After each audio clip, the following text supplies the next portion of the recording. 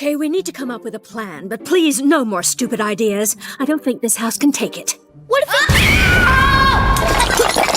Dude, I didn't even finish my sentence! It was bound to be stupid. What if he sneezed upwards? I knew it. Come on, you're the one with all the good genes. What should we do? Let's move to the desert. Come on, man! Achoo! Achoo!